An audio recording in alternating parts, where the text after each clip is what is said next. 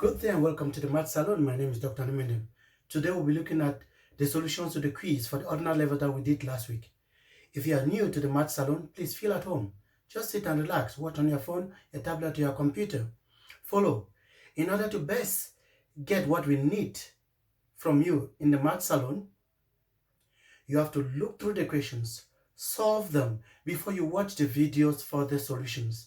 That way you will better estimate how much you have learned before you took the quiz and after you have taken the quiz. The Math Salon is simply there to help you improve on your mathematical skills. Those fundamental concepts that you will remain with even after school. That is what you will need for your life beyond school. The mathematics therefore helps you to better look at problems of life, critically analyze them, and then look for proper solutions to them. Wrong solutions do not solve problems. They make the problems even more complicated. So many of the quiz questions have already been solved in other quizzes. So I would just advise you to go there and watch them in the places where they were actually taken. The ones that are new, I will do them here in this video. I still advise you, please make sure you follow the original quiz, attempt them before you look at the solutions. So the first question for the ordinary level, you were given a question like this. F of x as 3 on 2x squared minus 3x plus 10. And you were asked to express it in this form. In other words, it's just like completing the square. It is something that you must have heard in school. To complete the square, and once you've completed the square, you would notice what number is here and what number is here, and you give me the sum of that. I try to make the questions this way because it's an open book. You're at home. So it should make you think, make you actually do something before you choose an answer. Okay, so I'll write it. So here, this is 3 on 2x squared minus 3x plus 10. Of course, in order to complete the square, it's very important that we make the coefficient of x squared 1. To do that, I will factorize 3 on 2 from this. If I factorize 3 on 2 from that, then I also have to adjust the coefficient of this x, so that when I open my bracket, I should get, again, minus 3. So you see that here, if I open the brackets, 3 on 2 multiplied by minus 2, these two will strike and I get minus 3. So it's okay. Similarly here, if I open the brackets, then this 3 will cancel this 3. I get 20 on 2 and that's equal to 10. But this way, I have the coefficient of my x squared equal to 1. And then it's easy to try to complete the square. To complete the square is actually part of the coefficient of your x term. So if I take half of this coefficient and I square it and add to this part of the equation, then I would have completed the square. And that's what I would do. So half of minus 2 is minus 1. So this is minus 1. I square it and I add it to this part here. Of course, this is mathematics. It's beautiful. You cannot just do things without rules. So if I add a minus 1 squared, I also have to subtract it so that I have not changed the problem. So in that case, I subtract the minus 1 squared. This 20 on 3 is the one that was there before. By doing this part becomes a complete square, which is x minus 1. So this x here and this minus 1 here squared. If you open this, you should get this. If I open this is x squared minus 2 times their product and then plus the last one. So you will see that we get what I am actually saying here. So if this is the case, then I'm left with minus 1 squared is positive 1, but there's a minus here, so I get minus 1. In order just to simplify this number, I can just put this 3 on 3. That's still minus 1. But because I have the same denominators, I can just sum or subtract the numerator. So this is 20 minus 3, and that's how I get 17 on 3. And I've got this x minus 1 squared. This is now already in the form that we indicated there. So if I look at this, it means my alpha here is 1. And my beta is 17 on 2. So that alpha plus beta is 1 plus 17 on 2. To solve this is simply 2 on 2. With similar denominators, I just sum the numerators and I get 19 on 2. For question number 2, this has already been done in the previous quiz. So I advise you to go in the Math Salon videos and look for the corresponding one. There you would see the answer was C. Sometimes I just do a small change of numbers, but the method remains the same. Also, question number 3 has already been done in the previous quiz as well. So you just go and watch the quizzes to see how they had to be solved. So for question number 4, that's what we'll look at now. So for question number 4, you are given 2 separate equations to solve. And after having solved, then choose the set of solutions for it. So we'll start with this one. So this is 4x here, minus 6 is equal to, I can expand this, 2 times 2x is 4x, 2 times minus 3 is minus 6.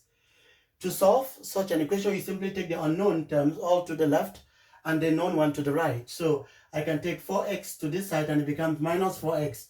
So this is 4x minus 4x is equal to, I take minus 6 to this side, it becomes plus 6 minus 6. 4x minus 4x is 0x here, and 6 minus 6 is 0. This equation to solve, it says you should look for the possible values of x that when you multiply by 0, the answer would be 0. Of course, any number multiplied by 0 is 0. So 0 times 1 million is 0, 0 times 2 is 0. So it means this x is a set, comes from a set of real numbers. So all real numbers would be okay here.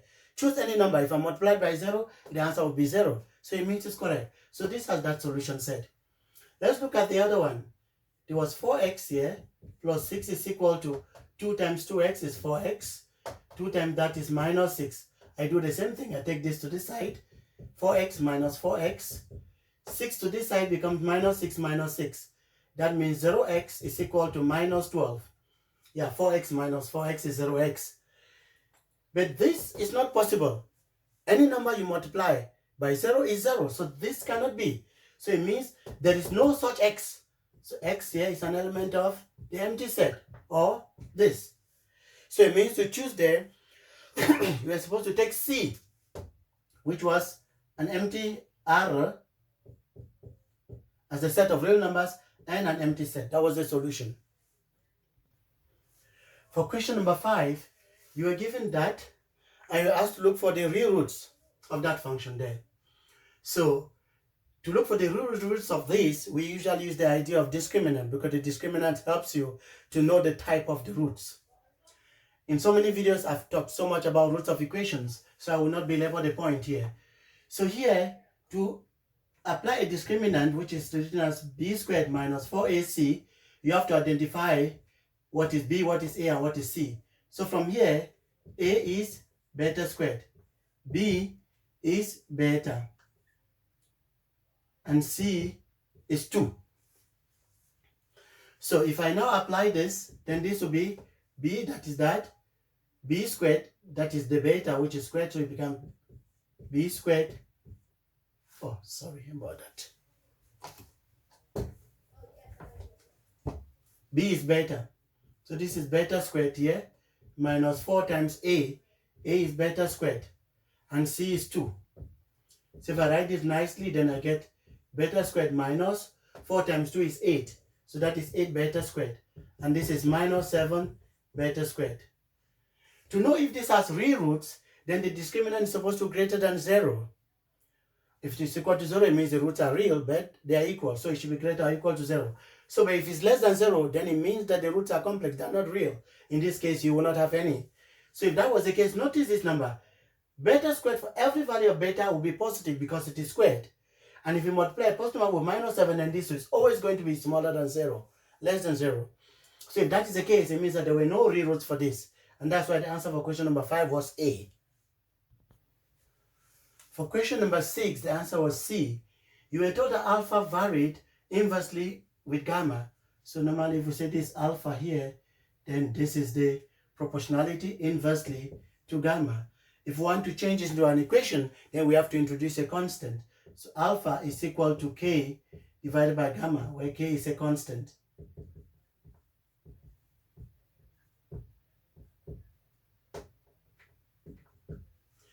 So if this is the case, then I'm given some information that I can use. We are told that when alpha is 10, gamma is 1/3. So this means 10 here is equal to k divided by 1/3. When you divide by a fraction, it's the same like multiplying by inverting the fraction. So I will turn it up to that. And this is 3k. So it means my k is equal to, if I divide both sides by 3, k is equal to 10 divided by 3. So I can rewrite my equation there, replacing the k with the value I now have. This is 10 on 3 divided by gamma. And this is 10 divided by 3 gamma. We are now told to look for the value of gamma if alpha is 6. So it means 6 here is equal to 10 divided by 3 gamma. If I cross multiply, remember 6 is on 1. Then this is 6 times 3, gamma is equal to 1 times 10. So this is 18, gamma is equal to 10. Means gamma is equal to 10 divided by 18. You can simplify this as 5 or 9. Got 2 here, 5, 2 here, 9. So for question number 6, that was C. For question number 7, the answer was C, there as you see. So we are given 3 points with coordinates 1, 3, 2, 5, 4, 6. This is 2S here. So this S is not known. But you were told that these 3 points were collinear. To be collinear means they all lie on the same line. And if they're all on the same line, we know that the equation of the gradient of a line is only one. There's only one gradient for a line. It doesn't matter which points you choose. So it means that the gradient of A and B should be the same as the gradient of B and C. So if we use that idea, then we'll be able to solve for C. And once we solve for C, we'll be able to look for this. The ratio of BC on AB. So to do that, we should say the gradient of A and B should be the same as the gradient of B and C, because these points are collinear. They're all lying on the same line. Something like A, B, C. The line could be in any form. If that is true, then it means the gradient, we know the gradient is simply a change in y over change in x. So it means your y2 minus y1 divided by x2 minus x1. So if we do that, we're just going to check here. This is my x1, y1, x2, y2. So if I replace that here, then this is s minus 3 divided by 2 minus 1. That should be the same like I use this 2 for B and C. 6 minus s divided by 4 minus 2. So that means here 2 minus 1 is just 1. So that is s minus 3 is equal to 6 minus s divided by 2. I can cross multiply here. So this 2 goes into 2s minus 6 is equal to 6 minus s. Minus s goes this and becomes plus s. So this is 2s plus s. Minus 6 comes this way. It becomes 6 plus 6. So this is 3s is equal to 12. S is equal to 4. So it means I can actually replace this with 4. So this is 4. So if that is 4 now, I can look for, this is the length, the distance between B and C. And this is the distance between A and B. So if I look at AB distance, simply these two here. And to look for that, simply y2 minus y1 squared plus x2 minus x1 squared, or x2 minus x1 squared, and so forth. So if we do that, 2 minus 1, that's x2 minus x1 squared plus 4 minus 3 squared. If you do that, you get root 2. 2 minus 1 is 1. Squared is 1. 4 minus 3 is 1. Squared is 1. So 1 plus 1. That's why I have root 2. 4 here minus 2 squared. 6 minus 4 squared. So 4 minus 2 is 2. 2 squared is 4.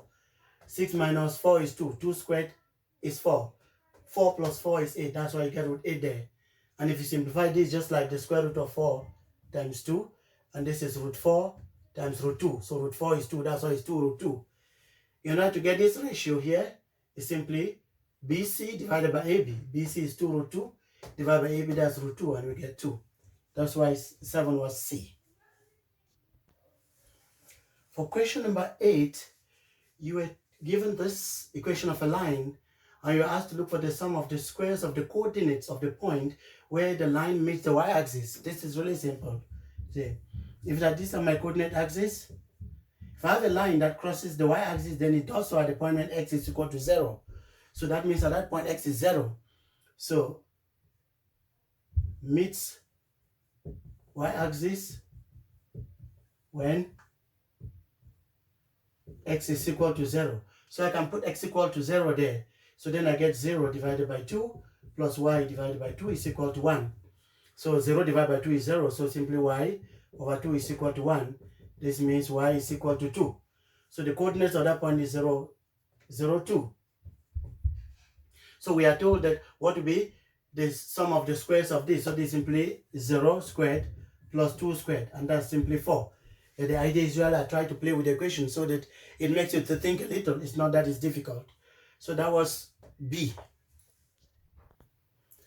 For question number 9, the answer was A. So what were you expected to do?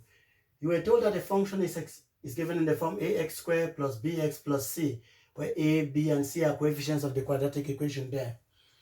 You were also told that it had roots 1 and 3, And then if you know that it has this root, then you should look for the sum of these three numbers. There, those constants there. We already understand that roots of equation just indicate that that is where you can also build the equation.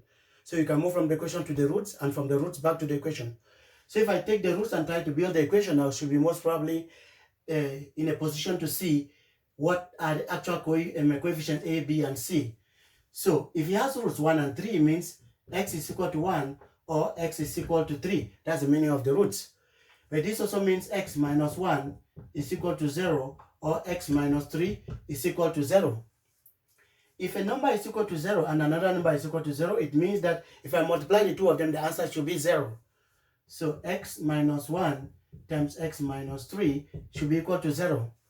I can open this, I can expand this. Then this is x times x, that is x squared. X times minus 3 is minus 3x. Minus 1 times x is minus x.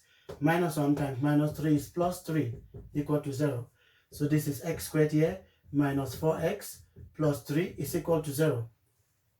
That means if I look here, my a here is equal to 1. My b here is equal to minus 4. My c is equal to 3. That means a plus b plus c is equal to 1.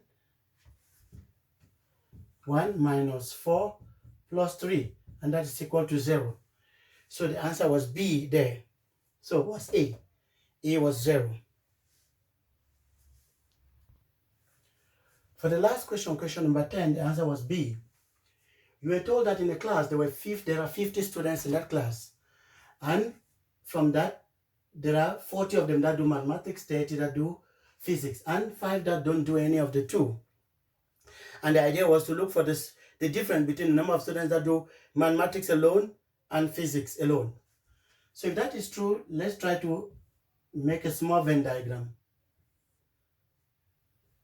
So let's call this math and call this physics. So we are told 5 don't do any of these two, so I can put 5 there. So out of the 50, it means I'm left with 45 students.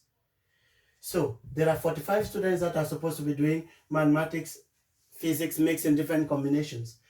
But if I sum these two here, I see that 40 plus 30 is equal to 70.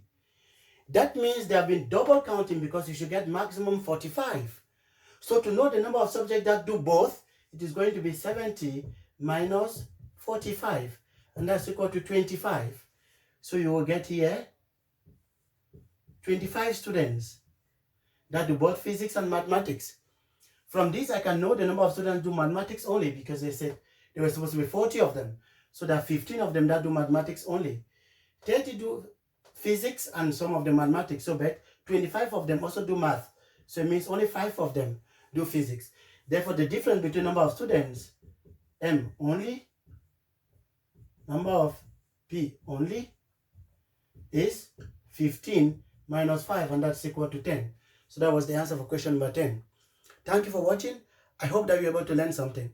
If you liked it, please give us some thumbs up, share with your friends, encourage them to learn. All of us can go together. My success depends on how successful you are.